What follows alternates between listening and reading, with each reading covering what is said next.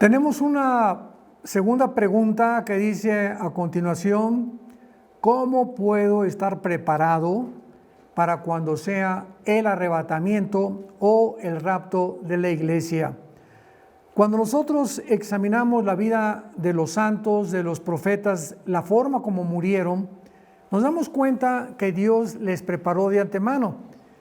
Y cuando examinamos la vida de las personas que han muerto sin Cristo, como por ejemplo Saddam Hussein, que murió maldiciendo a todo mundo cuando era ahorcado en Irak, a José Stalin, que se levantó de su cama junto con su hija y gritó: están viniendo los lobos por mí, desesperado. Sabemos que estos lobos eran demonios.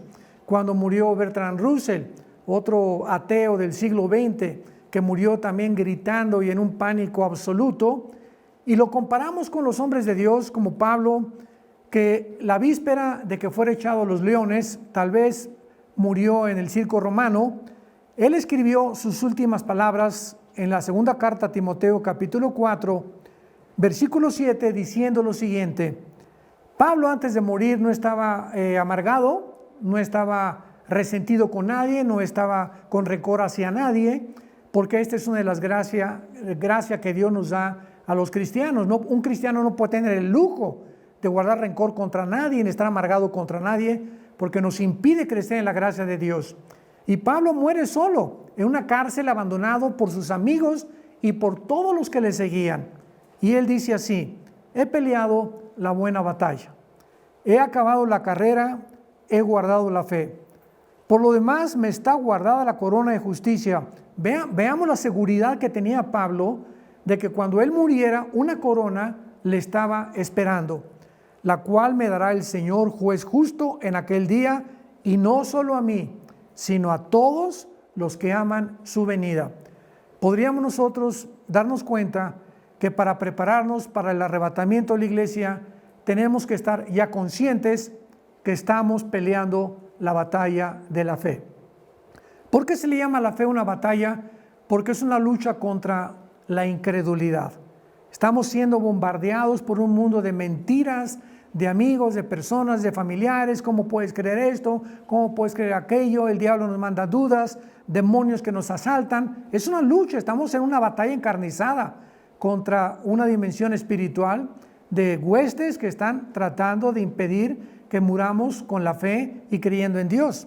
Y veamos ahora al apóstol Pedro en su primera carta, lo que dice también antes de morir. En el primer capítulo de la primera carta a Pedro, versículo 14. Y dice Pedro este consejo: como hijos obedientes, ya no se conformen a los deseos que antes tenían estando en vuestra ignorancia, sino como aquel que los llamó es santo, sean también ustedes santos en toda su manera de vivir. Porque escrito está: sed santos, porque yo soy santo. Pedro nos exhorta y nos dice que una manera de prepararnos para la muerte o para el rapto es tener la seguridad de que estamos viviendo una vida diferente a aquellas personas que conocemos que no tienen el título de cristianos.